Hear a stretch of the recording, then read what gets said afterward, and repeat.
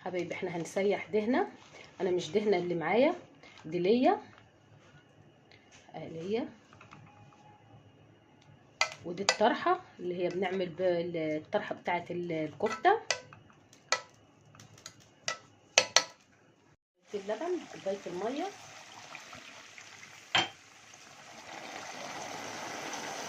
اللي عنده زبده بقى قشطه،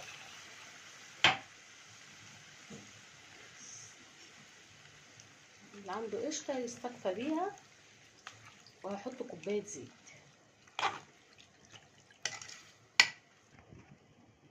بنفس الكوبايه كوبايه زيت. اللبن، بصوا الحله اهي، اللبن عامل ازاي متحروق كده. بعد ما اللبن خلاص كسر كله،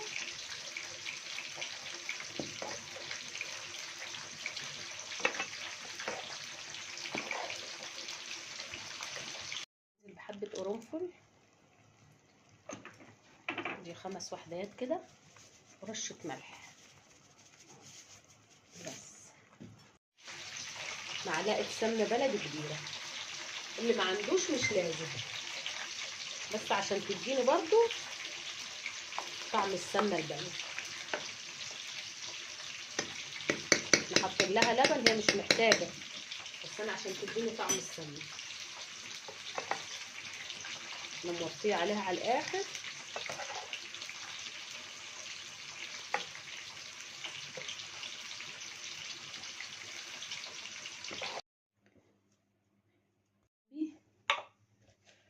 والله كنت حاطاه في التلاجة، طبعا انا عشان هم قليلين في البرطمان انا هوريكم في الطبق.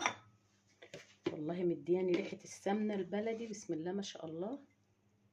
بصوا حبايبي، بصوا مخرزه ازاي، عامله زي السمنه البلدي. ويمكن كمان التصوير والله ظالمها، انا عملت بها الملوخيه. الله تبارك الله.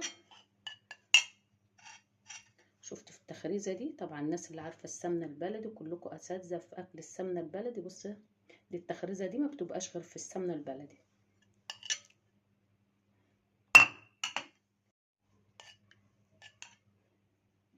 حد يصدق ان دي دهنه؟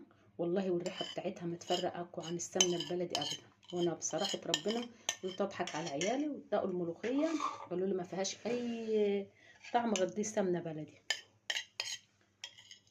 نرجعه تاني مكانه لان احنا كده خلاص. كان بتاع كيلو دهنه على كوبايه زيت على معلقتين حليب، طبعا قصدي كوبايتين حليب.